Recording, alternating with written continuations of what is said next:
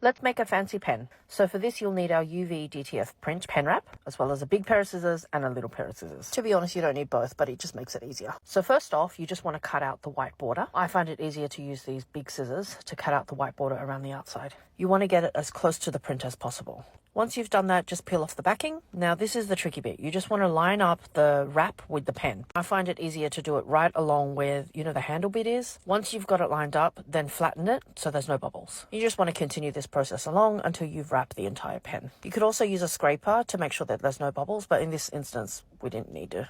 So once you get to the bit that overlaps, which is because of the little handle bit, this is where your little scissors come into play. You just want to cut out a bit to make room for the little handle bit. Then cut this off and you can throw this bit away. So then you just continue on this process and flatten the other bit. You just want to make sure that the adhesive is really stuck on. Then you can grab your big scissors or little scissors, doesn't really matter, but you just want to cut off the bit that overlaps and then just continue on making sure that it's stuck onto the pen.